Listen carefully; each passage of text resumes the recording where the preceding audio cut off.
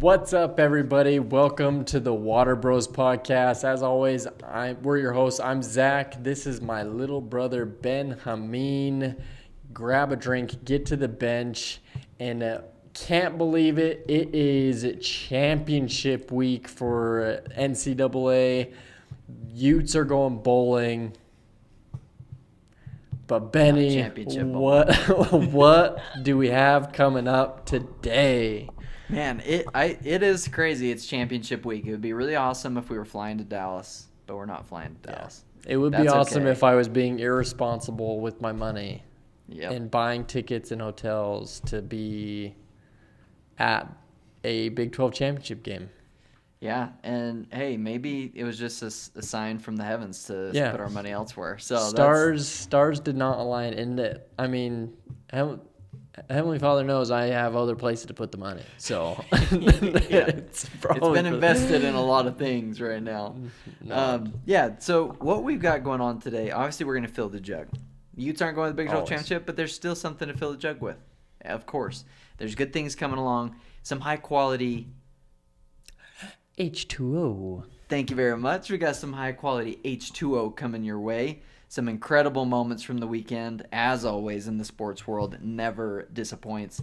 We'll do some pop takes where, we have some college football questions, some NFL questions. Maybe we talk about some of the things that are happening in the sports world before we get into our power rankings and then ultimately our call your shot, where there's a new leader in the clubhouse for NFL Blitz picks.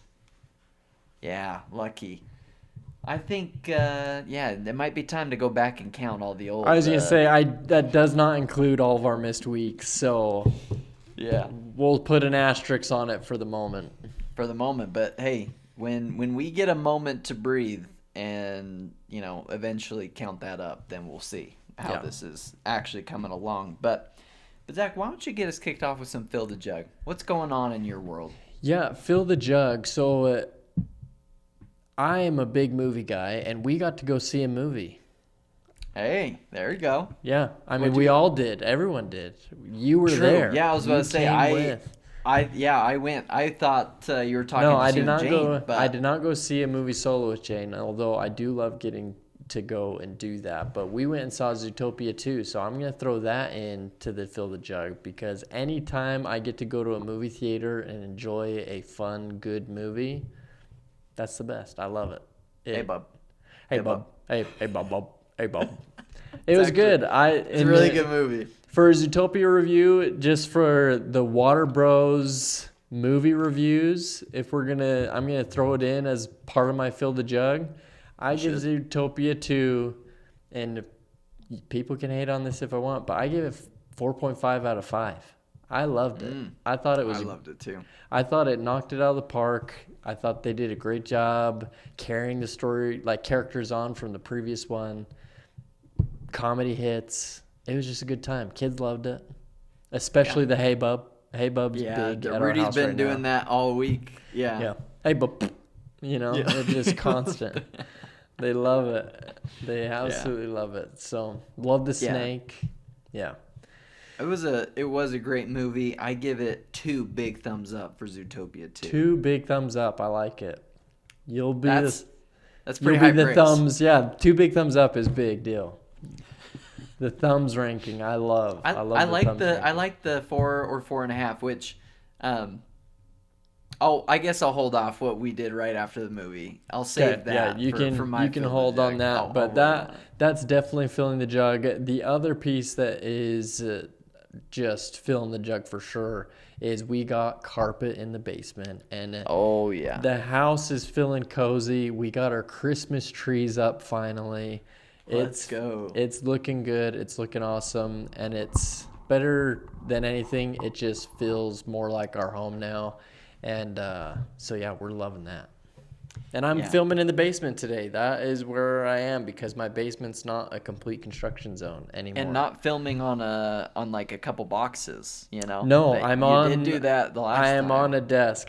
We are definitely still in the settle in and get situated phase, but I am at my desk. I'm in a normal chair. We're feeling pretty good. over here. Yeah, that's a huge win, and it looks awesome. Yeah, Definitely looks very homey. excited. Yeah, very excited about that. Kids have loved it. We have a toy room. That's filling the jug. We have a toy room. Oh, that's so fun. And we're waiting on like a play mat that Jay's going to put down in there to make it a little more cozy. Because in all the bedrooms, we put that LVP hard floor. And so we'll put a play mat in there that's a little cushioned so they have somewhere to hang out and play and be cozy. But all the toys in one room that's big enough for them to just hang out and do their thing in. It's amazing. Game changer. Do you remember those play mats as a kid that were like just the car, like the roads and stuff? It was Oh like yeah, town? yeah, like the big rugs that the Grandma big had. rugs. Yeah, Oh my gosh, that was what that reminded me of, a play mat. It's awesome. yeah. This one will have, I think, like stars and stuff on it. I think really is what cool. it is, but it's like that thick and it's a cushion. It's like a pad. Yeah, that'd be And really so nice. the kids can go in there and just do their thing. Yeah, It's gonna be awesome. That is awesome. That's so good for those two kids too. They have their own yeah. dedicated spot. Oh yeah, 100%. And when Rudy comes over and we're hanging out, we Hey, can just go say, to the "Hey toy kids, room." go play in the toy room, do your thing, have fun. It'll be their space to do what they want to do." And it's gonna be great. Hey, we'll take that. But that's filling my jug, dude. What's filling your jug today after a that's- busy, crazy day? That's pretty good. Fill the jug. Busy time of year in the sales world. End of year coming up. So that's super exciting. Yesterday I went to the Utah AI Summit, so got to be cool. a part of that, which was really really cool. Yeah. Joseph Gordon-Levitt was there. Robin, Right on. as we know him. He was there, which was cool, and so I did that yesterday. But right after we saw Zootopia 2 on Saturday, we were at the Valley Fair Mall, and Valley Fair Mall does the Grinch. Yes, they do. So the Heather, Grinch. Rudy, and I waited in line, and we met the Grinch, and it was hilarious. I love it. And dude. they had Max there, so like a dog that looked just like Max. It was pretty awesome. That's awesome. Now, Rudy's seen the Grinch, right? He's watched the Cumberbatch Yes. Grinch. Yes, he's watched the Benedict Cumberbatch. He's watched the real Grinch. Jim Carrey Grinch? The Jim Okay. Carrey. Yeah, he loves the Grinch. He was saying today, he's like, duh, The "The Grinch. And he says, "You're a mean one, Mr. Grinch." Mr. Grinch. So he knows love it pretty well, and he loves Max. So he was great meeting the Grinch. Wasn't scared at all. Just absolutely I loved love it. it. But yeah, that was pretty fun. So that filled the jug. We also started not a tradition that we did growing up for Christmas, but one that a lot of families do, and it is the Elf on the Shelf. Oh, really? We did start that, and I will tell you, it has been my favorite thing all week. Really? Okay, It has I love been it. an absolute blast to see. So we So what is introduced that. Rudy's elf's name? Okay, I want you to take one guess. Okay, think of Rudy, the things that he likes. He likes a certain category of things. He likes superheroes. As He you say, my likes first thought would dinosaurs. be Spidey. Okay, it is would not in the be in there. superhero world. It's Dino World, maybe? It is Dino World. Yeah. Is it just Dino? No. Is it It's T-Rex? It is not T-Rex. It's just Rex. Rex, okay. So he told us. He said. We were like, "What's his name?" He's like, "Rex." We're like, There "All right, you hey." go. Rex So the I elf will coming in never hot. forget that. So every day I this week love I've it. gotten a video of him seeing where Rex is. What that magical elf has done. Once Okay. he's taking a peek. And yesterday we found Rex in the Christmas tree on top of Rex from Toy Story. Oh, see, Rex knows. Rex knows. So Rex knows anyway, what's up. that has been really fun. And Heather That's texted awesome. me when I sent her a picture of what Rex was doing, and she's like, the things we do as parents, like it's just that part's really fun, and just seeing the joy on his face. On Oh, something so small. I'm sure he's loving every moment. Yeah. So that part's really cool, and I think it's I just love this whole season. So where we've been enjoying watching the Christmas movies. Sunday night is our movie night as a family now. Love it. Where we make like a treat and we just sit and watch. So I don't know. All that's filling the jug. I had a great Thanksgiving. 100%. Ran right into a wonderful weekend, and yeah, now we're in holy December. smokes! It feels like Thanksgiving was already a lifetime ago, but yeah, had a great Thanksgiving. Yeah, almost a week ago. Like Food was amazing. Absolutely. Football was incredible. Yeah, football was great. It was great all weekend. Had some loss that I'm not happy about, but that's okay. It was still a great weekend. No, yeah. Besides that, the weekend was fantastic. Shannon and Sheldon did an amazing job hosting Thanksgiving. They had the house was decorated beautifully. The food was amazing. Mom and Dad had brought some stuff. We brought cream corn and some charcuterie stuff, and it was awesome. So really, really fun Thanksgiving. But y'all were missed. Hey, we missed y'all, but it was a great party over at the Starkeys. Speaking of that, I can't believe I almost forgot this, because it really does. Thanksgiving feels like I know already forever ago. I'm telling you, life is flying by. It's just right now. insane. But I did a little bit of turkey bowl. We did it late night with the cousins. We were over at Paul and Sherry's. We had some family from Colorado, the family that's here. We were all over there. And so Drew and his older cousins that are all kind of 10 years old or higher, I guess he might be 12 now. That's crazy. 12 and higher. Yeah. But we were playing ball, and Drew and his little cousin that's his age were out there playing with them, and I went out and joined. But when I came out at first, one of the older cousins had taken his shirt off. I don't know the full story. I don't know if he just didn't want to sweat in the shirt he was wearing, because typically you dress nicer for Thanksgiving or whatever. But he was shirtless, cold outside.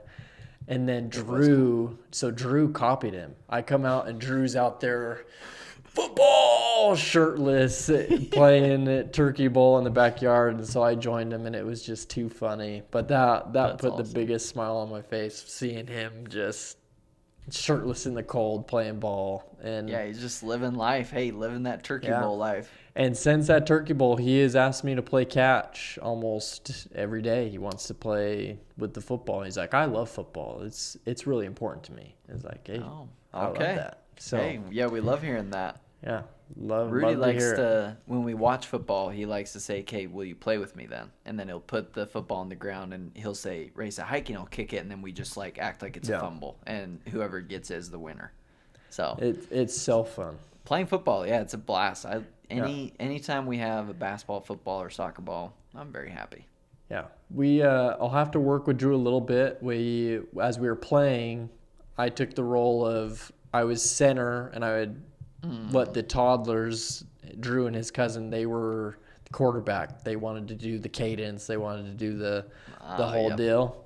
And then they would just run the ball, right? And I would tell one of them, okay, you're a lead blocker. You go and block your brother, or you go and block your cousin. And the other one, you just run. And Drew kept running back. He's a backtracker, and then he would run forward. So we got to work on forward progress, not giving up too much yardage there. He's like a Lamar Jackson. He just has belief in his skills. He'll run back. He's just gonna dance. He's gonna make his way there eventually. But no, I almost forgot about that. But that was an electric Thanksgiving memory that I won't forget. See, there was a lot that was really filling the jug. It was 100%. It was a great weekend. I can't wait to hear all the Rex adventures. My word, dude. It is. Yeah, last night, what Rex was doing, well, I guess what he was doing today, he was in the bathroom.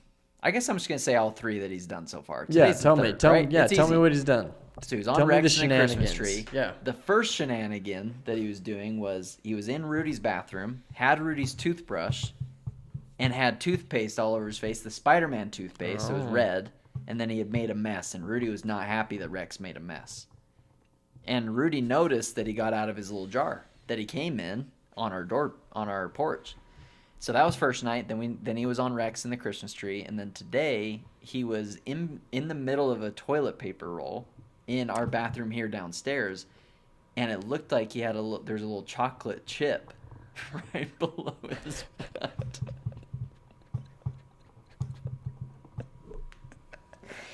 Oh my word! Oh, shout out, Man, Rex. It was Rex. He was dropping one in our bathroom. It was absolutely fantastic. I'll have to send you the picture, and it's literally him like looking back. It's amazing. That is too funny. So I think tonight he might have like a Spider-Man mask on, hanging from somewhere. I can't wait to hear. I can just picture Rudy saying, like, getting after Rex a little bit, like, "Oh, Rex." Well, every morning he says, "Are you kidding me?"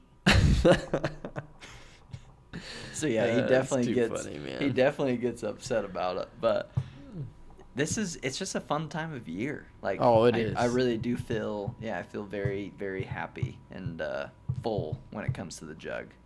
Amen. Let us know what's filling your jug. Yeah. If you're watching this on YouTube, if I actually post something on TikTok, let us know what's filling the jug. Let us know what's filling the jug. Because there's a lot right now. There is a lot, and I think it's important to recognize what fills the jug. And I had a former coworker texting me today who I hadn't heard from in a while, and he's older than I am. He's closer to retirement, but he's a guy that's I absolutely loved. And he was telling me that he's like, hey, these are the golden times. He's like, work doesn't matter. Like, all that matters in life is just family. And like, just the moments you get with kids, like, they grow up fast, so take advantage. At the end of the day, it's a blink. It really is. I mean, it's been, 3.5 years already, so it's crazy how quick time goes. Yeah, 100%. You got to soak it all up. Which leads us into, when we're talking about filling the jug, it's a perfect segue into some high quality H2O that always fills that jug. Always. And go ahead, Benny. Yeah, I was gonna say I'll get us started off with Drake May. He like, the memes about him are fantastic. He just does. That's all. He's just football. No, he executes. Good guy, football. That's all he is. They may not run the ball well. They may not have star receivers. Drake May gets the job done, man. Yeah. Drake May gets the job done, and that Patriots team came out firing Monday night against the Giants at home, which I absolutely love to see. He was dropping balls in a bucket, just right over the linebackers before safeties. Just incredible throws, great touch, great accuracy, dropping a dime to Kyle Williams in the back corner of the end zone. Just keeping us at a level where, the Patriots are in Super Bowl contention type territory. Not getting our hopes up by any means. I mean, we're definitely ahead of schedule, but let's ride the momentum. Well, and let's talk about at a time. MVP, right? Yeah. Like, let's. Matthew Stafford did lay an egg, so Drake May putting on a performance like he did, it keeps him. It's him and Matthew Stafford right now. That's the conversation, because the Chiefs keep losing, so Mahomes ain't getting the MVP. But congrats, Ben. Congrats, Patriots fans, because you got one. Yeah, we got one. You got one of those guys that he just seems like he is going to be the dude. I mean, he's so fun to watch. And we're 11-2 right now. The first team to 10 wins, first team to 11 wins in the NFL. So the Broncos are right on our heels. Shout out the Broncos. They're doing an incredible job. But our bye week is this week, so it gives the Broncos a chance to earn that tiebreaker and be the 11-2. And they would actually be number one, which is unfortunate. But we'll see. Looking at the schedule, Zach, to be honest with you, bare minimum 13 wins. Yeah. 13-4 is the absolute worst case scenario, which is an amazing place to be. Is not what I thought would happen, but I'll take it. Yeah, Drake May has come out to be like that glacier water blessed by shaman. Like he's playing awesome, and I feel like he's just easy to like. He's easy to like. He's one of those athletes that you just see his presence off the field, what he does off the field. It's like, that just seems like a good dude. Yeah. So, good dude. like, go out and win. Go out and do your thing. Great family, great kid. His wife does sourdough on TikTok, or girlfriend, or I don't know their relation, actually. Yeah, I don't believe they're married, but I don't know that as a fact. But he just, like, made a little peek into the... So that made it onto my... I think ESPN reposted it, actually. Probably, yeah. Yeah. But it's like, yeah, Drake May's just doing... He's living the dream. He's just doing good things, so... And right now is the time where you're supposed to strike. Rookie contract. Yeah. Patriots spent a lot of money, and it was on the right type of players. We got some gritty guys on that defensive side of the football that make some plays. So, absolutely electric. Vrabel leading just an absolute dog culture. Like, just go gritty, play hard, next man up. Because they're playing injured. It's not like there's haven't been Will Campbell going out. And Jared Wilson. Jared Our Wilson. full left side of the line is it was two rookies, now it's backups. So the fact injured, that we played that way against a defensive line in New York that is pretty good. You've got some studs. Yeah, isn't a slouch of a defensive line. So yeah, gotta feel pretty good. Yeah, I'm riding the high. I'm feeling good about it. You should be riding the high. AFC East is locked up. Benny, we wouldn't be Utah fans, though, if we didn't take just a second to highlight our next high-quality H2O moment, which is the Elijah Davis pick six for 97 yards against Kansas. We've said it before, one of the most electric plays you can have in football, and to run the full length of the field, just kudos to you. Heck yeah, Elijah Scooby Davis. Great play, and you just love to see it because it just throws momentum. Yeah, that was the whole theme of the game was, Kansas pushing the ball and then bend but don't break kind of defense, and Utah just shutting the door. So absolutely incredible. Especially, and we'll just give a shout out going into that game. Kansas's QB, I think it's thrown a total of 4 picks the whole year. Yeah. And then against us, was it 3 or 4? 3. 3. Mm-hmm. Through 3. So, heck yeah. Hey, we were on the same page calling 3 we turnovers called it. in a game. Called 3 turnovers. We were off on the spread. We said Utah by 21. But honestly, if they had gotten the wheels rolling a little sooner... Yeah, Utah by 10, definitely, we shut the door in that fourth quarter after starting behind in the fourth quarter. Yeah. Not ideal, but not great. They made us sweat it out. Yeah. So, Elijah Davis, shout out. Incredible play. Yeah, awesome play from the weekend. But going back to the Monday Night Football, hey, if you're going to call us homers, call us homers. But guess what? Christian Ellis, son of Luther Ellis, one of the coaches at the University of Utah football team, former Detroit Lion, former University of Utah football player who has 3 sons in the NFL, Christian Ellis, who's an Idaho Vandal, fun fact.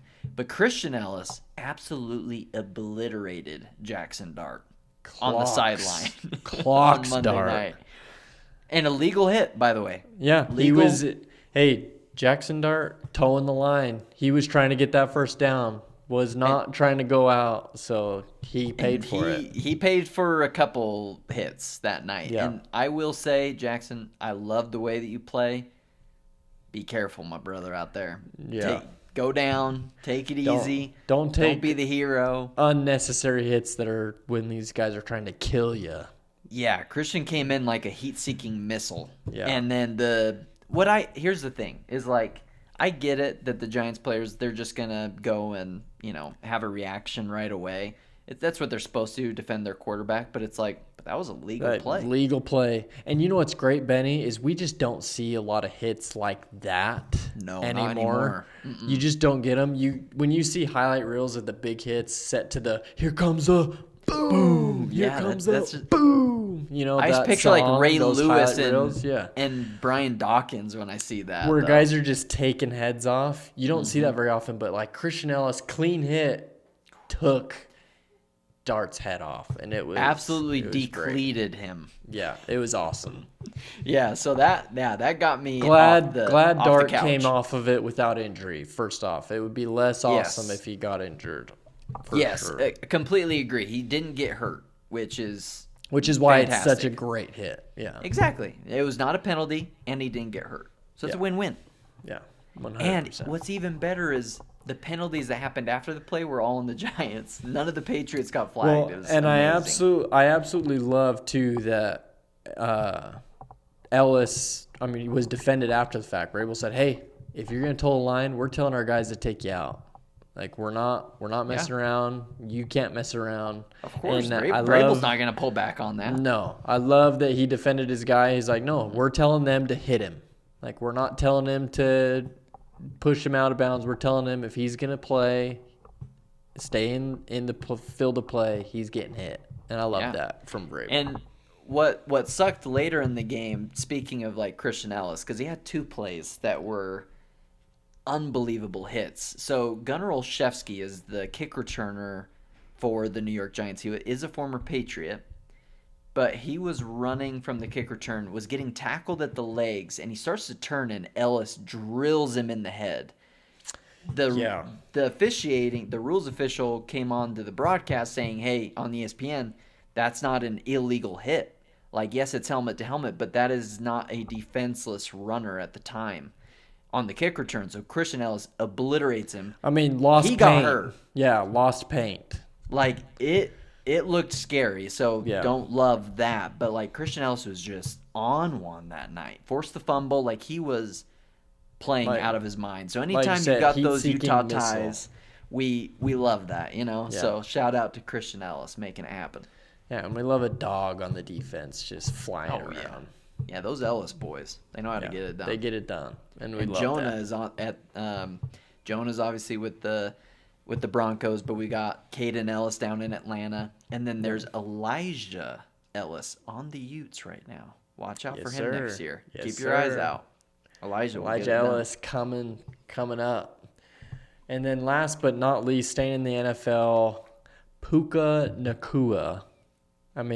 He's not a Ute. He played for BYU, but boy, shout out to you Y fans, brother. But boy, can Puka play. That actually wasn't a bad Puka impersonation just now. Thank you. That was. I've heard him sound very close to that. Yeah. But I'm not known for that on the podcast. But Puka Nacua, one-handed catch. They did not get the win. So at the end of the day, still a bad day for the Rams, but man, Puka can ball. Yeah, he can ball. An unreal catch. What's crazy is I think the reason why he fully caught it is because he pinned it against the defender's hand and was able to then pull it down, which was an incredible catch.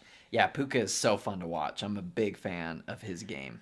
Yeah, watch out, Rams, if Puka gets hurt, because he is the star of that offense. He's so fun to watch. They're gonna need him healthy in the playoffs. Yeah, they need him to make a run for sure. Yes, and hopefully right now they keep that momentum. Devontae Adams, he's on fire right now too. He's like he just passed another person on all-time receiving touchdowns, so he is really dominating. In another uniform, that's an all-time great receiver. So it's fun to watch two potentially Hall of Fame receivers on the same team with a Hall of Fame quarterback. Yeah, the Rams potentially have the sauce to go and make some noise in the playoffs, which I don't love right now as an Eagles fan watching them. Despite the upset, though, still lost to the Panthers. I know. So I was gonna say, that made my weekend better. Yeah, we talked about them a lot last week, and then they ended up losing. So it's like, that's the NFL. That's the NFL. Beautiful That's place. the NFL for you, baby. There's no one obvious team that's just going to go and boat race. Yeah, I legitimately am. Like, I thought the Rams were separating as that team. Trying to be unbiased, from my fandom. But, I don't know. Like, the Panthers are good, but it's like they gave them a really good game. So, yeah. I'm interested to see what happens in the playoffs this year. For the first time, I don't think it's like, oh yeah, it's going to be the Chiefs. That's going to be a the blowout. Eagles. That's You going to know, be a it's like, blowout. Yeah. could the Eagles still make it back? Sure. Could the Chiefs make it to a wild card spot? Sure. Less likely now, but yeah, like these things could happen. But Yeah. I like the parity. Me too. It makes for great December football, Benny. Yeah, and yes, it does. That's what we're here for. Yeah, great December football. We are in it, which leads us into a little bit of some pop takes where we discuss some of the hot topics around sports, which first one, we can get the basketball out of the way first, which I am very happy to talk some basketball. Because I've got some thoughts on this. Is LeBron playing in his last year this year? Yeah, Benny, this is something I really wanted to talk to you about, especially just with some of the things I've seen from LeBron this week. Yeah. For one, he was looking a little bit like his head's not in the game, talking to the sideline mid-play to the point of a timeout. And then there's a soundbite of him just saying like, hey, I woke up with a foot injury. Like, I'm just old. Yeah, I do think that it is time to hang it up after this season, which is crazy. It honestly pains me because he's that good of a player, but he didn't play for the majority of the start of the season because of sciatica. I have never seen sciatica on an injury report. Okay? Yeah. That is the first time, and I'm like, holy cow. And he had to scrape against the Suns the other night where he was talking to the bench to get 10 points because he has a streak of consecutive double-digit scoring games. And he had to scrape in garbage time to get 10. So, like, that I don't love. And when he's getting flexed on by Dylan Brooks, which, first of all, Dylan Brooks, you're really a nobody. LeBron is 41 years old, damn near, and still dominating most people. So, Yeah. I hope it's not his last year. I think it would be really cool if he could, like, hey, get some steam, get some momentum. He still only played a few games, so he's got to get back in the rhythm of it. If he has a really good season, if he goes and does it again, just one final year next year, his final hoorah, like, that would be amazing, but I just don't know how likely that is. Yeah, no, watching this week, especially because we were excited when LeBron was back a couple weeks ago. We talked about it on the pod, but then kind of seeing how things are going, it's like, I don't know how healthy he's going to be able to stay. He seems like that talking to the sideline mid-play is such a wild change of character. And I just don't know. Maybe he's just not in it. Maybe he's he's got his mind on other things. Yeah. But let's keep this in mind too. Austin Reeves is playing some of his best basketball of his life, and Luka Doncic is arguably the second best player in the world behind Nikola Jokic. Like, Luka Doncic is fantastic at basketball. So LeBron right now, this is crazy, is the third option on that team. Yeah. I think that's Luka, Reeves, and then him. And I think that was Lakers' hope, right? That LeBron would be able to take a back seat when they made the changes and trades they did with all of that noise last year to bring Luka into the building and get a new face of the franchise, Yeah, which is great. And now, I mean, it will give LeBron an opportunity to hopefully, okay, you can stay healthy, take that backseat, maybe have an opportunity to get Chris Paul after he just got released by the Clippers in a shocking development last night. That would be crazy. Yeah, so Chris Paul got released. Apparently wasn't talking to the head coach for a couple weeks. The Clippers are not very good at basketball right now, which is wild. They have a lot of talented players, but Chris Paul, he's available. Not sure where he'll end up. I think the logical place is, hey, you're in LA, just sign with the Lakers. Probably wants to stay in LA if I had to guess. Yeah, I know that's where his family lives because he was in LA for such a long time. So yeah, it seems like that would make a lot of sense, but I don't know. We'll see. The NBA it's about to heat up here once we get to the end of December. Around Christmas is some of my favorite times for the NBA.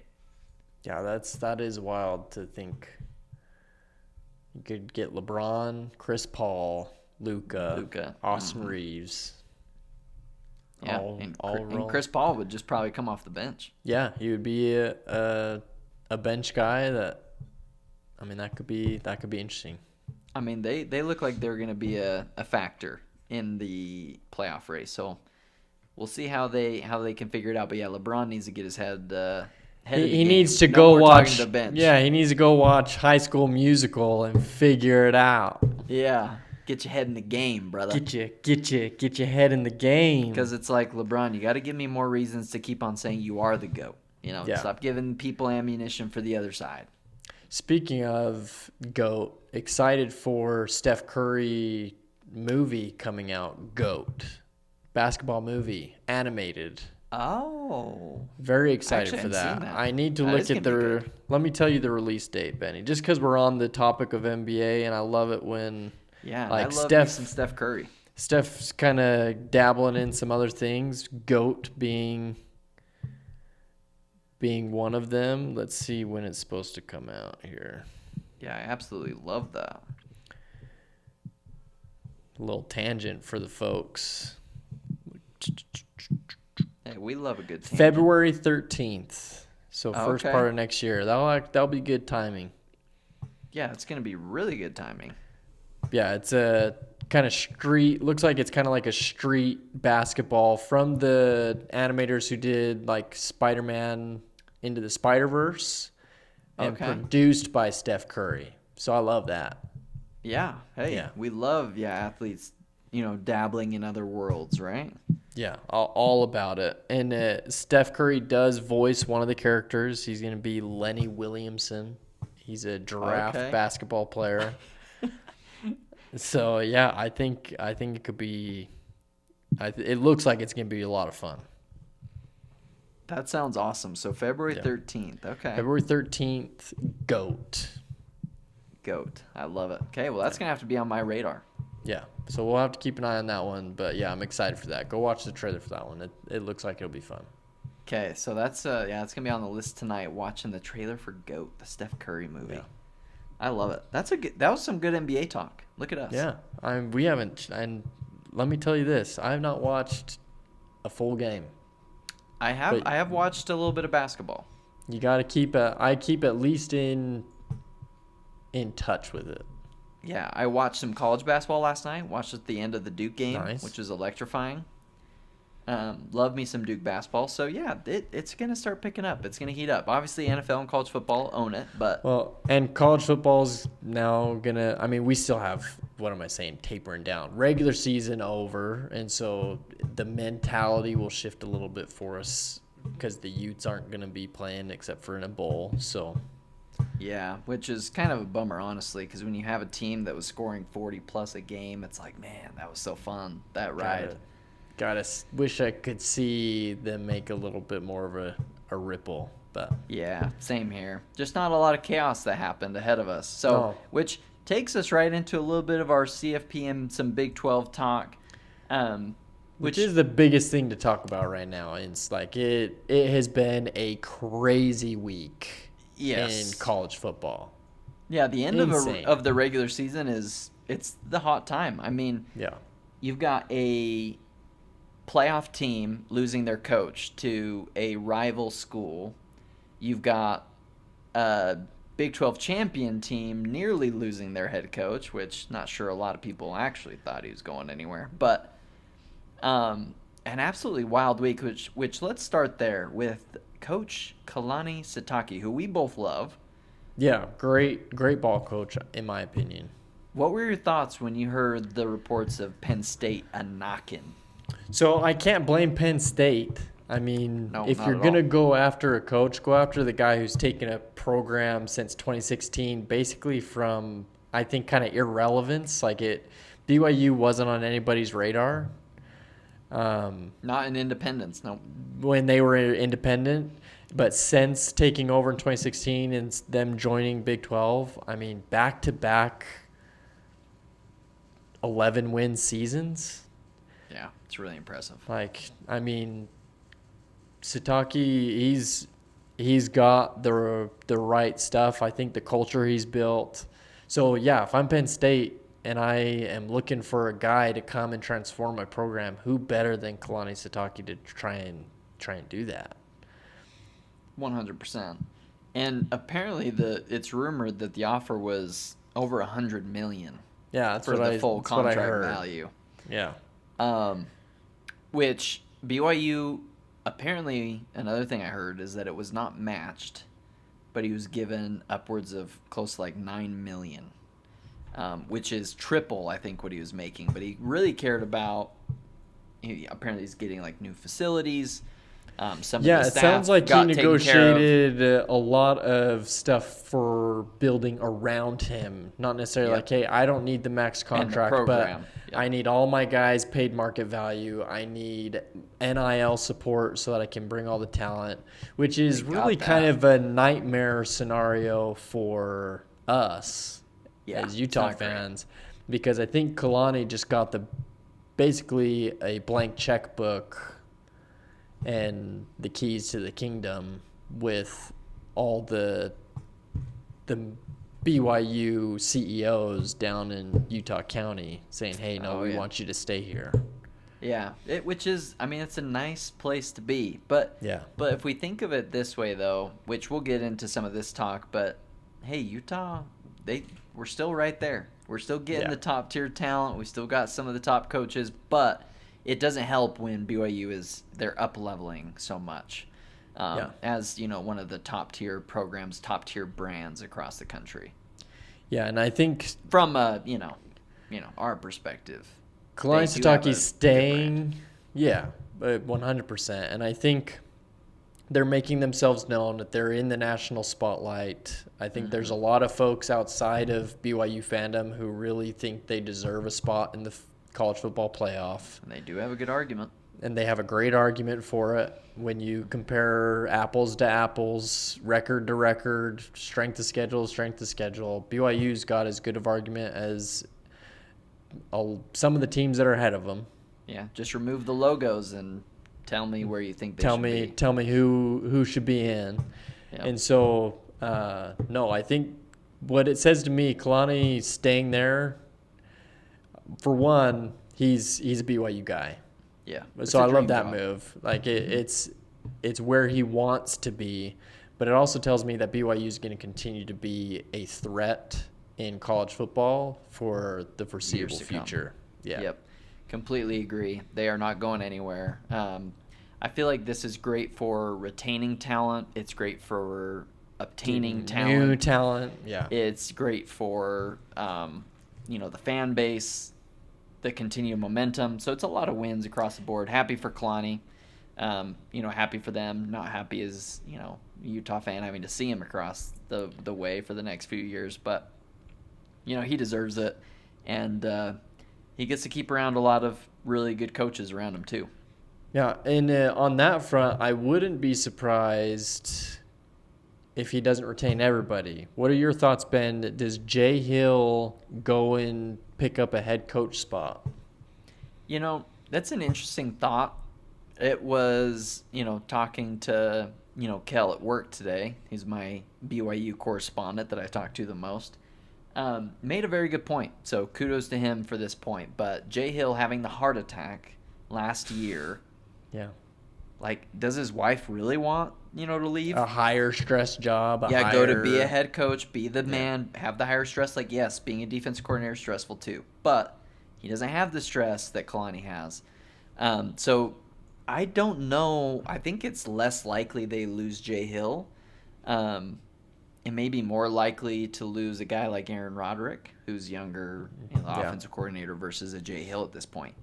Could he still leave? Yeah, definitely. You don't live your life in fear, right? But especially just because the defense has been a huge part of that personality, that BYU brings, just some hard-nosed, tough defensive ball. I mean, let's be honest, though. Let's hope he does leave. Get the heck out of here, Hey, I mean, in the NFL, you lose your coordinators, and it's a big deal. It does make an impact, and he's a great coach. So, and what really bummed me out, I don't know if you saw this, but seeing a picture of Eric Weddle next to Jay Hill talking to all the cornerbacks at the BYU game, like, What are we doing, Eric? Yeah. I was extremely, I don't know. I was surprised by it because it's like, you're a Utah guy, dude. Like, Come on, man. like, yeah, I get you have a lot of connections to these dudes. Like, Yeah, you know Kalani, and you know Jay Hill, but That's it, right? my goodness. Morgan Scalley's about to be the head coach. I thought we were going to get you as like a coach up at the U. What are we doing? Anyway, neither here nor there, I guess. Yeah, just in the feels. Yeah, And that's just all feeling right. it. Hey, that's all right. Just such a heated rivalry, you know. But you better believe I'm not buying Crumble Cookie anytime I soon. know, yeah, that Crumble CEO got off the couch. But congrats, BYU. You kept him. Yep, congrats. Good for you guys. Penn State, yikes, you guys. Yeah, good luck. They signed 2 players today. Yeah. Yeah, good for them. And there's a lot of that. I mean, you mentioned it a little bit, but there's some chaos right now with some coaching scenarios. Yeah, there's a lot of chaos, which we can dive into, starting with the one coach who left his playoff team to go to LSU in Baton Rouge, Mr. Lane Kiffin. Lane Kiffin, the heel of college football. He really is, for a long time now. Yeah, like he's what? That's 5, like 5 stints, yeah, where it Bad. ended poorly. yeah, bad exits from teams. I feel bad for this one. Like I get you got to go chase a job, but you're like in the playoff with your team. Yeah. But You've get this, built though. up It's the like, program with Ole Miss. I don't know. What do you think, Ben? I mean, at the end of the day, in college football, there's not a good time to leave a program. No. They've set it up that way. So I can't fault him for that. But honestly, like, do we think that BYU is going to, like, blow kisses to Kalani on the way out the door if he left? No. No, they Probably 100% not. not. They would be like, he- what? Like, you played here, this is... Not they saying he would have done it, They but would be very angry. that's how fan bases are. The thing is, with Lane, it's like he's really leaned into the heel, persona. Yeah. And what I loved is that right when he did his first interview with ESPN about going to LSU, he was like, yeah, it was a tough call. I spoke to Nick Saban and I spoke to Pete Carroll, and Pete Carroll was like, hey, your dad would tell you to do it.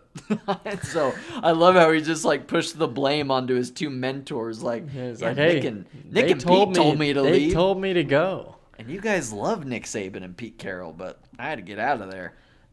Honestly, LSU, that's just a great spot to be. I mean, it's a iconic program. Mm-hmm. Lane Kiffin is a good ball coach. Oh, yeah. I just feel bad for those Ole Miss guys that Yeah. are probably not going to be. I mean, maybe they will. Maybe they'll do fine in the playoffs. I hope. I mean, does the CFP penalize them for losing a head coach like they did last year when certain teams lost a star quarterback? Yeah, they did say they were You know going to what do I that, mean? but they have Ole Miss at 6 right now. So it's like, and they're not in the SEC championship game. So there's no way they fall out how of the top far 10. do they fall out? Yeah. Yeah, It just like, maybe that would be goes from a home game to a road game. right. Like Ole Miss like would revolt if they missed the playoff, and they rightfully And should. they should if that were to happen, which that won't happen at this point. That's a But good the point. interesting but- part too is there's always a lot of players that follow their coach, right? Like you see all Yeah. the commits that flipped from Penn State to Virginia Tech today because that's where James Franklin is. Yeah. So it's like, okay, well, what's going to happen with all these Ole Miss players? They flipped a couple, new ones at LSU, but who at Ole Miss's program now will transfer to Ole Miss? Or I Right. mean, from Ole Miss to LSU. Because the transfer portal is just free range. Yeah, or are you going to be frustrated that your coach left right before the college football playoff? But Lane was saying that he was trying to coach and they didn't let him, which But like, how do I don't you buy how do you hold on to both branches, right? no You know? way. Like, If I'm Ole Miss, like you can't. if I'm the you Ole Miss gotta- coach, your foot's already out the door. Or if I'm the Ole Miss team, right, Mm-hmm. looking at Lane, is like, yeah, you're gonna coach us through, but you're already but moving you're thinking on. of Baton Rouge, like Yeah. like You gotta we're not doing this. You gotta do signings. You gotta recruit. You gotta start building your program for next year. Yeah. Yeah, and Right. it's going to be a crazy next month because college football changed the rules. There's only one portal window. So January 1st is going to hit. and it's going to be insanity in the portal. There's no spring portal, so what you do in January is the team you're going to have. Yeah. Going into the spring which I think ball is a into the good fall. thing. I do too, but I am very excited about it. I don't want this month to go by fast, but like that aspect of college football is one of my favorites. I'm weird like that, but I love the like building of the team and seeing where people what go. pieces are going to be put together, who's going to fall where. Yeah. It's so much fun, and that's the work that like I would really enjoy is working with these kids, trying to get them to buy into what you're building as a culture, a program. And to your point, awesome. Anymore, that's not the school. That is the coach. It's the coach. People are signing for the coach. They're signing up for, I think Signetti can make me the best player, so that's where I'm going to go play. It's not. And the vision that they have for me as a player, or the vision or the way that they run an offense. Run heavy, or they pass heavy. What's going to benefit me, right? It's the coach. Right. It's the scheme. That's just the way it works. And it does hometown and like this is the school that I've always wanted. That plays into it for sure. But at the end of the day, it's which coach can make me the best version of. If you have the right head on your shoulders or the right people telling you like that's what you should do, then that's the decision you make is based on coaching. Or there's most money, I guess. That too. That helps. Yeah, no, Wild West. Yeah, a lot of wild things going on, which, we had talked a little bit, obviously, about Utah's win against Kansas, so I'm going to transition a little bit into the early National Signing Day, because I want to talk Utah and how they all ended up the day. Yeah, because Utah 10-2. Yeah, Utah 10-2, great We season. are now looking – there's going to be a bowl game, but we are now looking at what does next year look like. Yeah, because that's where we're at. We're going to be we're number 15 in the CFP rankings right now. So if we win a bowl game, we'll finish as a top 20 team in the country, most likely a top 15 team. Yeah, hopefully. Which would be 4 out of the last 8 years doing that. So we're still top tier program. But today had some fireworks. So BYU had a good day. They ended up signing Ryder Lyons. They signed Brock Harris, the tight end from St. George, Utah, and they signed Bop Mulitalo, 3 of the top 5 players in the state of Utah. Yeah. So they had 2 of the top players in Utah, and then Ryder Lyons, one of the top players in the country, 5-star from California, quarterback, who, his brother is currently playing at USC. So interesting. We might be seeing a transfer from Mr. Walker Lyons, but his, Ryder's going to go on a mission. So anyway, I digress. BYU had a good day. Yeah, they have 100%. The number 20th ranked recruiting class, and Utah going into the day had the 47th ranked recruiting class to start, or in the 40s, right? Or maybe low 40s. We ended up flipping Salisi Moa from Tennessee, the 4-star athlete whose father played at the U. He committed to Utah today, which was the highlight of the day, bumping us to number 28 on the recruiting list. Momoa making a splash. I love it. Yeah, made a big splash, but we also signed Kelvin Obot from Fruitland, Idaho, who is our highest-rated player ever, a 5-star offensive tackle. Heck yeah. Yeah. Love me some trenches. I absolutely love it. We ended up flipping a player from Michigan State, 6'4", 230-pound edge rusher, signed a lot of our recruits.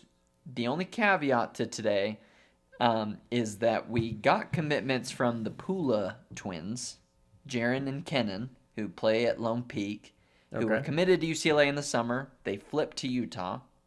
They're both like 6'2", amazing athletes, wide receiver or corner, whatever it might be. But the rumor is they didn't sign today because BYU is still heavily in the mix, which is not great. Yeah. But, getting Moa was amazing, though. That was really, really helpful for us. And honestly, I feel like we recruited an amazing class. I hope the Pula brothers end up coming, because that would solidify a top 20 class. In my opinion, like a top 25 class. We did a great job. and then just bring in a bunch of transfers. Yeah, just hit the Just transfer retool. portal in January and Yep. fill those spaces that we're losing. So that's a quick little highlight from National Signing Day. Great No, days that's for both awesome. BYU and Utah, I'd say. That gives some good hope. That's good to hear, Benny. And then the I like only to other hear it. note that I'll say is Devin Dampier was on the radio today saying that he has no intention of going anywhere. That Utah is where Hey. he wants to be. Which I'm not surprised because, I mean, came with OC, Jason Beck. I mean, I think they obviously want to run it through him. They want to make him a star here. But- He had a great season. I was looking at the stats and then the passer rating. He had the third best season from a quarterback in the past 20 years. Alex Smith had the best one at like an 84, 85, 2 or something like that. Okay. And then Cam Rising in 2021 had an 84-2 passer rating. And then we've got Devin Dampier this year, right after that. So that was peak Cam Rising in 2021. And so having Devin Dampier show that and then wanting to come back is amazing news. Just keep Jason Beck, and Dampier will be back. Get him healthy. So that was really good news for Ute fans. Hopefully we can keep majority of the talent that we have on the team. Yeah, we could add a few pieces on the offense to electrify that passing game. Yeah, I mean, like the I Pula think twins. like the Pula twins. Yeah, like that would Come on, be brothers. That would be awesome. Yeah, so obviously you can tell these are the things I geek out about. Absolutely love No, I love it. all the recruiting. I think it's so fun. That's giving everybody what they need. Exactly. I love Just it. spend the money, get them signed. So overall, Get it done. Utah in a great spot. You finished the regular season 10-2, most likely going to like the Las Vegas Bowl or something. But hopefully we get a win and roll into January, getting ready to have another great year next year. Yeah, and I honestly don't know how they feed the bowls anymore. Like, I have no idea. Since this college football playoff takes like the big time bowl games, I don't know how they feed the others. I don't know what the criteria is for that. Hey, if BYU doesn't make the CFP, give us a Utah BYU bowl game. Electric. Make it the I would- Pop-Tart Bowl because I like what the Pop-Tart Bowl does. I'm staying on that train. I just like Pop-Tarts. So I give me like the Pop-Tart the bowl. program that they put on. I like the giant Pop-Tart that they cook up as like the celebratory thing. I like the flavor deal. I love the Pop-Tart mascot getting into shenanigans. Cosmo and Swoop with the Pop-Tart. Yeah. No, Be a good time. I'm all for it. Let's start to advocate for that. Hey, Hey, if you're a I love smart bowl and you just want to pay the money to get both those teams to play again, let's do it. Yeah, and that'd what if be awesome. Whittingham just like beats them in the bowl game and then he just says, "See you later. Say adios. You'll never get a chance at me again." What a headline that would be. But that's what Dampier said. Dampier said he wanted another bite at BYU next year. He's like, Yeah, that game We need a bite. Dampier. In- We need. in Salt Lake City, baby. Yeah. Already counting down. I'm gonna start. I mean, we at the house, Mom gave us that little like Christmas tree countdown. I'm gonna start one for the next BYU Utah bowl game, Oh, or yeah, not bowl game, but yeah, Holy rivalry War. game. Yeah, I cannot wait for that. A lot of good college football going on. I could talk about it all day, but let's get into our NFL power rankings. let's do it, Benny. We're on a Presented great by pace. the WaterBros. That's right. WaterBros Power Rankings, AFC, NFC. Who is leading out for your AFC ranking, Benny, this week after another crazy week in the NFL?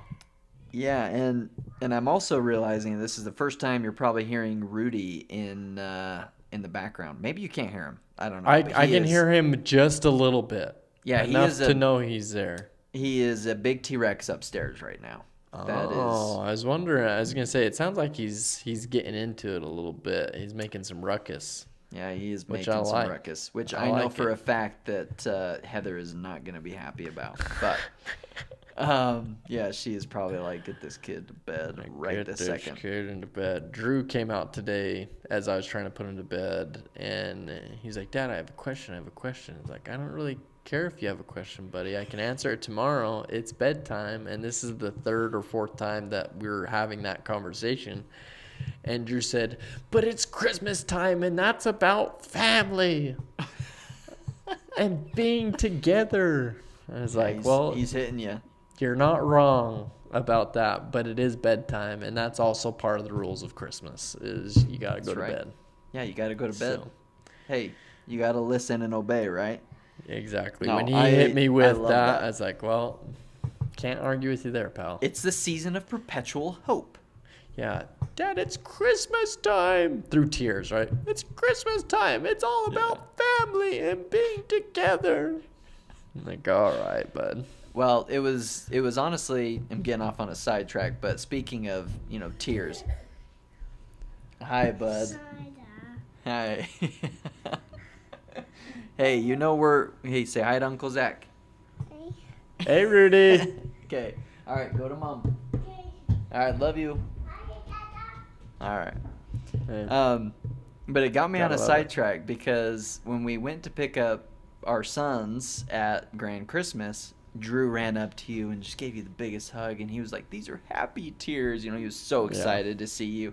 And when we got there and I saw Rudy, he said, no, leave me alone. And I'm like, all right, well, like, we don't abuse him at home. I promise you that. Like, the kid lives a good life. He's very much loved, but he does not love us when he's hanging out with cousins. So, anyway. No, that is the energy that both kids give when we try to leave Nana and Papa's.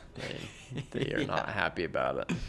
Yeah. So, with that being said, the AFC. We all know that when I'm talking AFC, I'm starting at number 1. The New England Patriots are leading out. No doubt about it. And then number 2, the Denver Broncos. Yeah. For me, like, they're separating themselves as the top 2 teams. I would then put, for me, the Jacksonville Jaguars will be at number 3. And then I'm putting the Bills at number 4, who absolutely ran all over the Steelers the other night. Yes, they did. Literally ran all over them. And same play over and over. Yeah, the same play. They have a very strong running game. And then my 5th team, I'm going to put in the Colts still at that spot. Yeah, all right, T-Rex. We got a WaterBros T-Rex joining the show. Heather is saying he's crazy. He won't listen to her. Uh-oh. Oh, we got the snap and, like, tell me, come on, Rudy. Get into bed. Rudy, let's go to bed. Okay, I'm going to go on mute after my top 5. You start going top 5 NFC so I can tell my son to go to bed without everybody thinking I'm a terrible dad. You do your thing.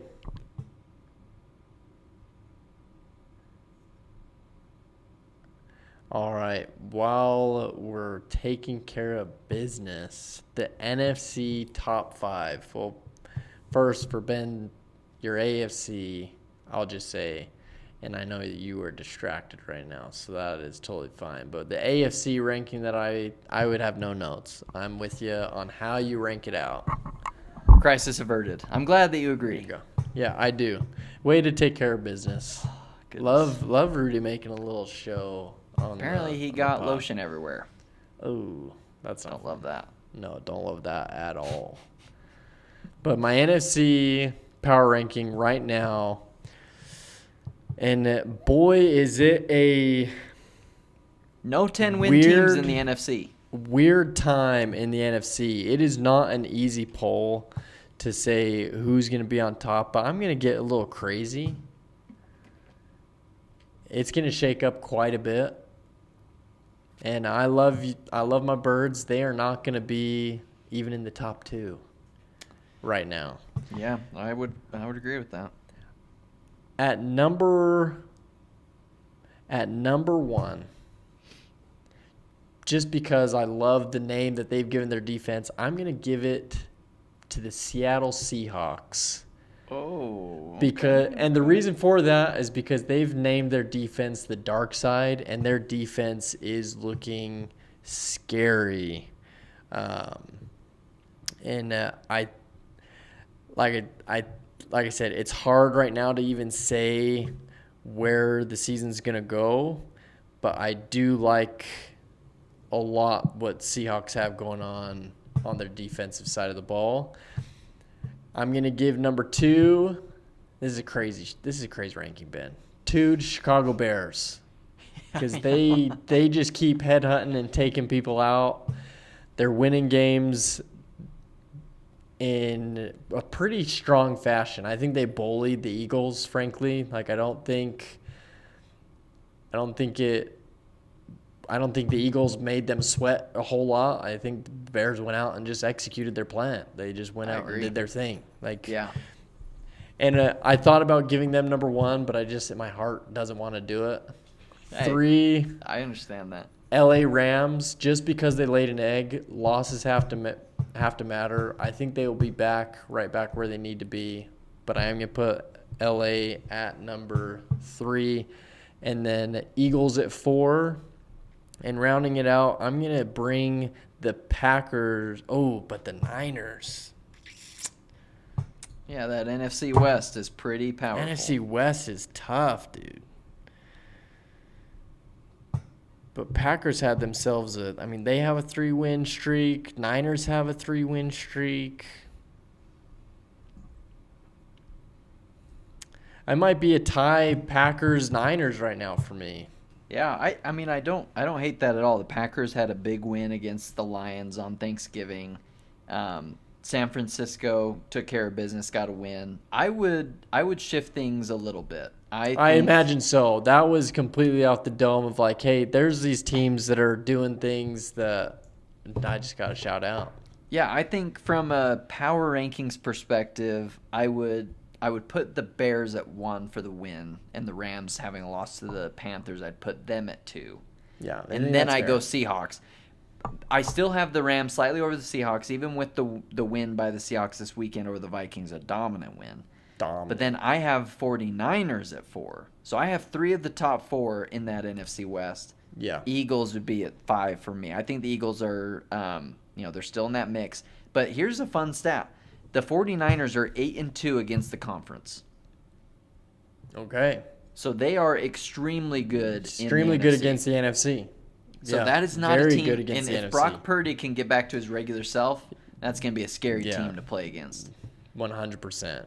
So the NFC is very intriguing to me, much more so than the AFC. When I see the Chiefs at 3rd place in their division, I think the Texans are an incredibly scary team. That was a good call out by you on them beating the Colts. The AFC East is, the Patriots are starting to pull away there a little bit. Hopefully we can beat the Bills twice in a season. That would be incredible. And don't count out the Cowboys. If Philly can't, this is crazy. This is another crazy stat. Dallas has put up 81 more points on the season than the Eagles have. Yeah. Eagles are one of the more lower scoring teams that have such a good record. And a decent differential. Like they hold teams to very few points. Yeah, they still have a positive differential, a better differential than the Cowboys. Yeah, they typically they typically hold teams to very low scoring.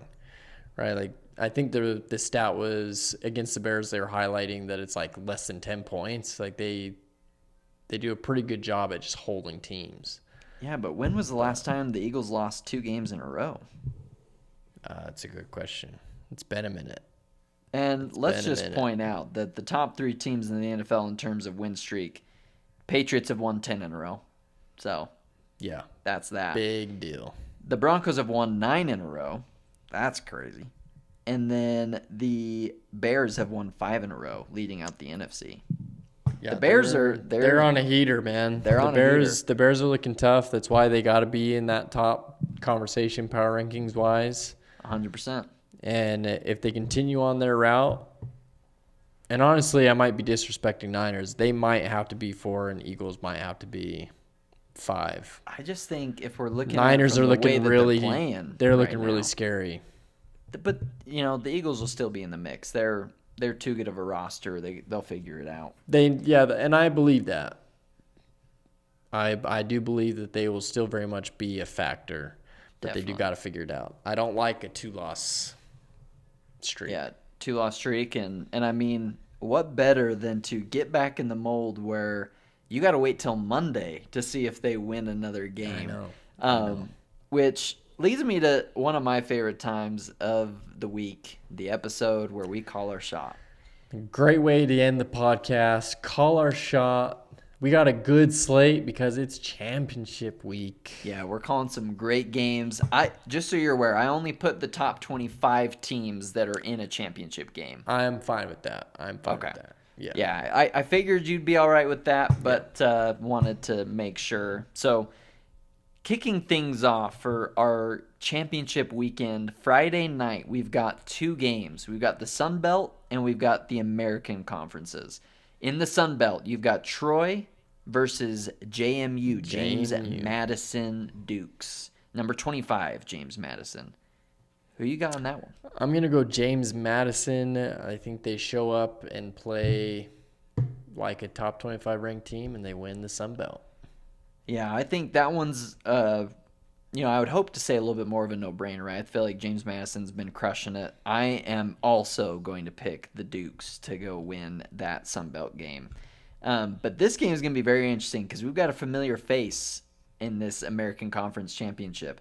Number 24, North Texas, taking on number 20, Tulane, and Jake Retzlaff. Jake Retzlaff. And I saw some people talking this week, how funny will it be if BYU does not make the college football playoff, but Jake Retzlaff does? That would be incredible. That would be a crazy turn of events. I'm sure BYU fans would love to see that go down. Man. But, I mean, let's give it to the BYU Jew turned Tulane quarterback. I'm going Tulane, Ben. Yeah, so I'm going to differ with you on this one because I love the firepower that North Texas has. Okay. I do love the fact that it would be awesome to see Jake Retzlaff and Tulane go to the college football playoff, and if BYU loses, that they don't. That'd be incredible. But I like North Texas in this one to get the win. And I mean, North Texas, they've put up a lot of points in some games, so yeah, I think that it's not a bad pick. And let me just plug real quick. I think we need to do away with just because they're conference champ, they get into the college football playoff. I think they need to be ranked high enough, to merit it from that the group highest, of 5 group. Yeah, the highest ranked group of 5. It's like, all right, look, we get it. Let's just do a group of 5 little playoff thing if you want them. Like, it truly is separated to that degree. Yeah, it seems. I mean, that's the way they treat it. It should be. But I digress. But that's how I feel.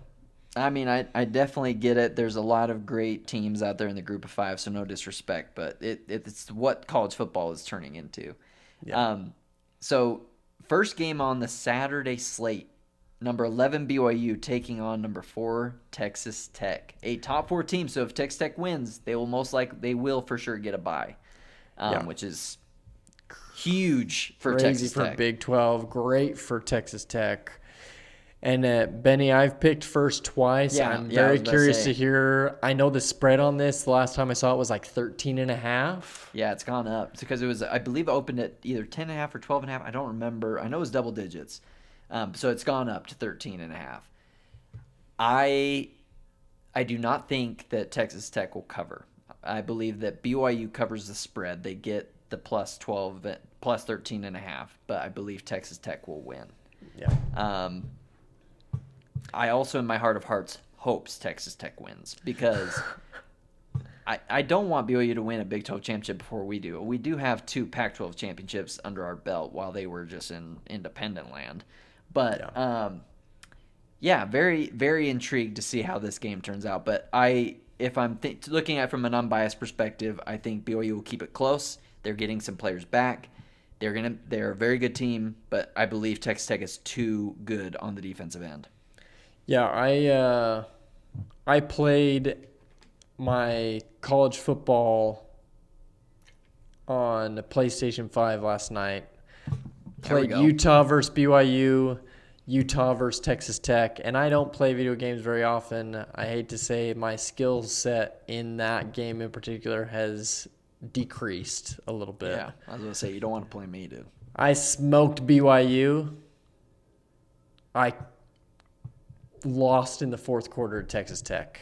Wow. So okay. I'm giving it to Texas Tech. I think they win. I think they take care. And I would say that regardless of my results yesterday. But I do think Texas Tech is legit. That defense is tough. I think BYU will play them better than they did, but I think it's going to be a tough day.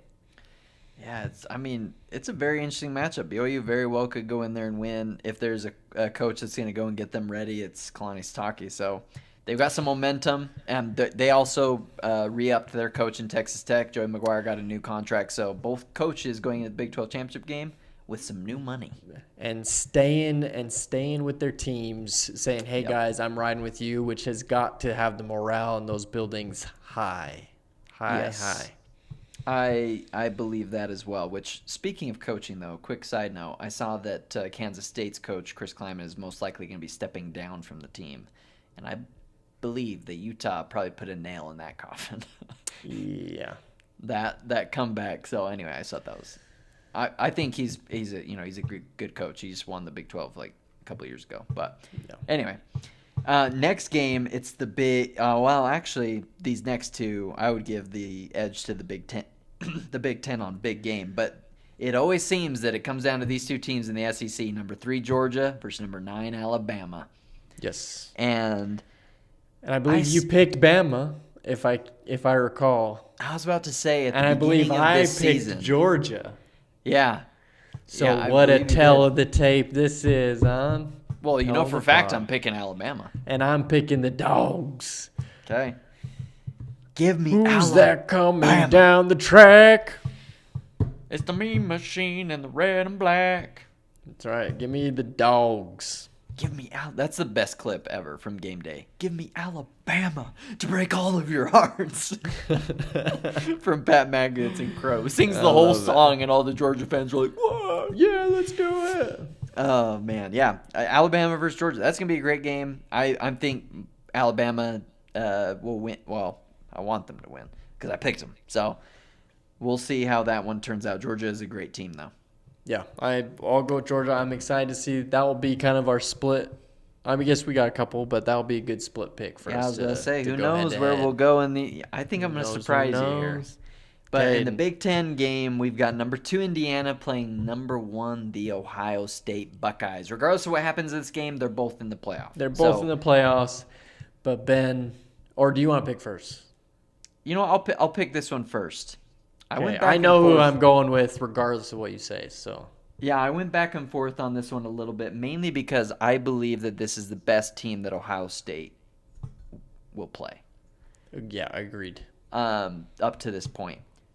I'll be honest, like, maybe I'm picking a little bit with my heart, but I really want the Hoosiers to go and win this game. I'm picking Indiana. I'm with you. I desperately want Kirk Cignetti. Last year, they had this resurgence that it didn't pan out in the playoffs. I desperately want Kirk Cignetti and his Hoosiers to go and just wreck shop in the playoffs. I hope they make a great run.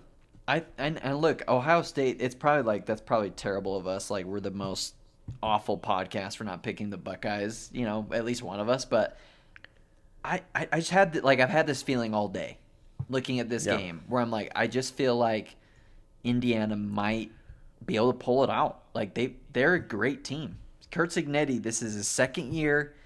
And, hey, they're coming off the win against Michigan, so maybe Ohio State rests on their laurels a little bit. And they're like, all right, great win. We're going to be in the CFP anyway. I don't know. Well, maybe not. Maybe they're not thinking that way. But give me Indiana, the Hoosiers. No, I would love for Indiana to come play spoiler in the championship. I'm sure Ohio State's probably favored. I don't know. I haven't seen the line on that one, but I hope let me take a quick peek. I'm sure they are as well in that game. They are favored by 4 points. 4 points, okay. And Georgia is favored by 2.5. Texas Tech is now favored by 12.5. Okay. On ESPN, at least. North Texas is favored by 2.5. JMU is favored by 23.5. So that one's pretty much probably a foregone conclusion. Yeah. Then, Indiana would be. It's a little, to your point, a little bit of a hard pick, but that would be amazing. Yeah, a little bit of a hard pick, but it's a 4-point spread. It's not a dumb pick. It could happen. There's both very much so a world where that happens. I mean, they're both 12-0. Realistically, Ohio State really hasn't played a ton of people. Yeah. I mean, Indiana, they've had a bit of a cupcake schedule too, to be honest, but they beat number 9 Illinois 63-10 at the time, and then they beat number 3 Oregon 30-20 in Eugene. Yeah. That's a good win. That's a good win. Great win. That's a great win. And then they had the close call against Penn State, but Penn State turned out to have some heart and played some good football games. Yeah, I don't know. Interesting. Yeah. Very interesting. No. So I like that. Riding with the Hoosiers. Yeah, we're going to ride with the Hoosiers, which takes us to the ACC Championship, which is really just the worst game of the bunch. We've got Duke. Yeah, weird conference, but Duke against number 17 Virginia. I'm going to get my pick out of the way because this is another one I think I might surprise you. I'm picking the Blue Devils. Are you going Blue Devils? Okay, well, I'll go Virginia. I think, again, to your point, this is the worst one. It's one of those things where, again, we have a team ranked higher in the CFP. They're not going to their championship.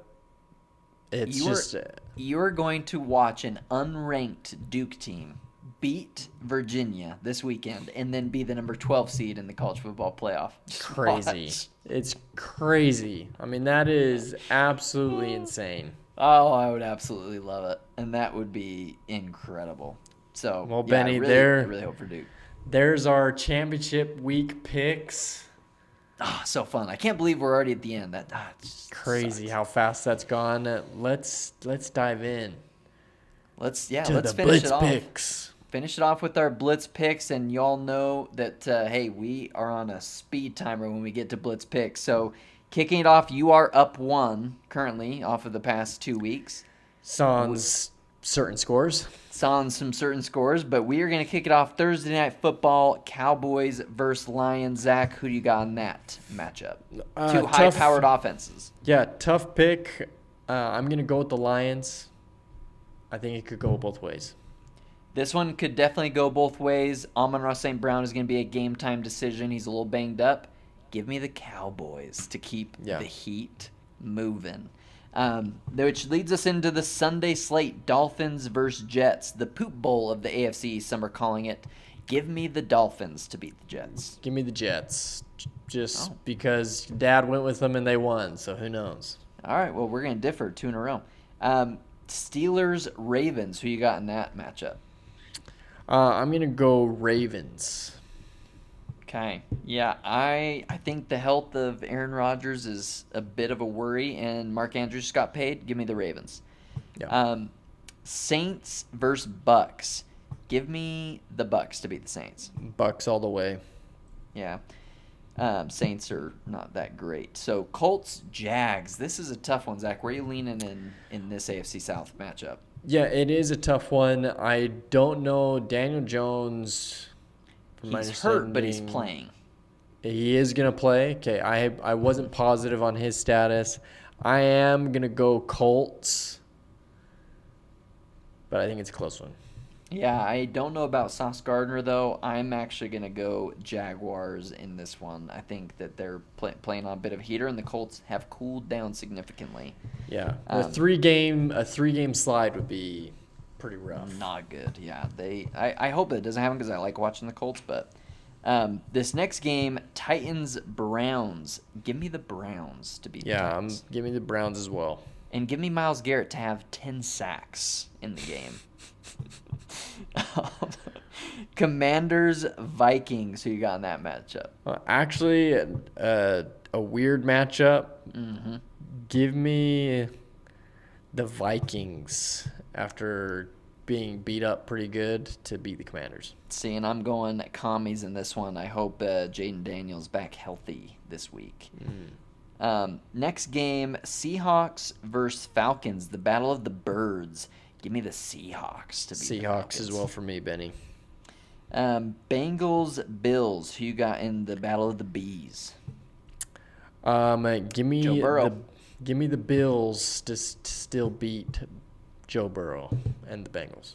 Give me the Bengals. We're going to differ a Yeah, lot today. I love it. I was going to say, give me the Bengals to beat the Bills. Because of the parity, and these really could go, so many of these could go both ways, man. There's some interesting It's not matchups. obvious. Yeah. No, not at all. But, yeah, I like the Bengals, how they played. So give me them to win.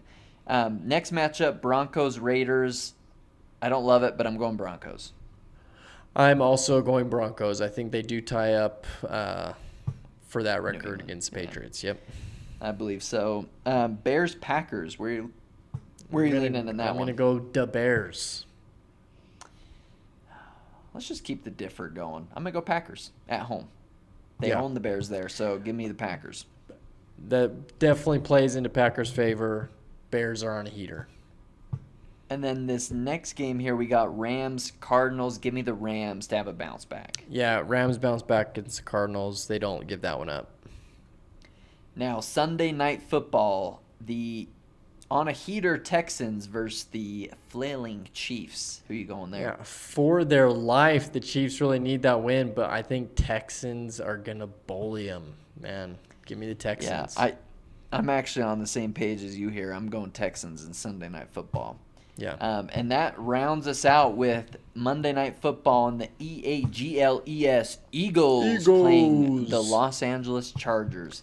Who you got on your matchup of your team? So Chargers, I know Herbert hurt his hand. He's working his way back to playing Monday. So quick update as well. He had a plate and multiple screws inserted into his left hand during surgery to stabilize a fracture. Ooh. Yeah, That just came through. Yeah, that's invasive. I'm going to go Eagles. They need to bounce back. They need to get back on track, and I think they do it against the Chargers. I told you this week I was getting back on the Eagles train. Give me the Eagles. I think they beat the Chargers on Monday Night Football. They're going to right the ship here. And I believe it's the Monsters Incorporated game, so it is. Watch and it with Heather your kids. thought that was the dumbest thing. But Rudy might like it. Rudy might love it. They've done one of these every year for the last, 2 years, 3 years? Yeah, it's been a couple of years, I think, yeah. So, give me Monsters, Inc. Give me Sully throwing it to A.J. Brown. Yeah, that's going to be sweet. Where he's going to be like Mike Wazowski catching a touchdown or something, Yep, you know? 100%. And then Mike Wazowski just, touchdown. Do a little Sully. Touchdown Sully, I love it. Little Mike Wazowski doing the... Yeah. He's just going to cover his whole eye. Saying, see you later. Hey, you stinky. Yeah, I can... Hey, just like Tyler see Huntley. it. Hey, you poo-poo. Hey, you poo-poo. Yep. They poo-poo down there. And with that, Benny, that's our Blitz Picks. A crisp 90-minute episode here. Hey, but it feels good. It felt right. It felt like it was 2 minutes. Felt good. We had an appearance from Naughty Rudy. Heather didn't want to come into the camera. And so we were playing a little bit of a game of chicken of, hey, is he actually going to leave? He didn't want to leave. Can't blame him. It's a good time over here. No, and that was the first time he's been out, while I've been recording. So everyone got to take a peek at Rudy. Say hi to the kid. And on the flip side, it is like quiet. I'm in like a bat cave down in this corner of the house, so I can't hear a dang thing anywhere. Yeah. It is a corner that's like under our bedroom, so there really isn't anything even above me. Noise. So nothing going on. Well, with that, hey, let's go watch some Stranger Things. Let's have a great rest of the week here. I am most likely going to be traveling all week next week, which is very exciting. Episode on the road, see what chaos unfolds for the college football playoff. Yeah, it'll be recapping it, and hopefully a wild weekend of fun games. And Patriots are on a bye, so I'm feeling calm. So you're feeling good. You're feeling great. I'm feeling good too, Benny. It's been an absolute blast. I love you, bud. Everyone else, we love you. Thanks for listening. And appreciate the support, everybody. Enjoy the week and stay hydrated. Stay hydrated. Adios. See y'all.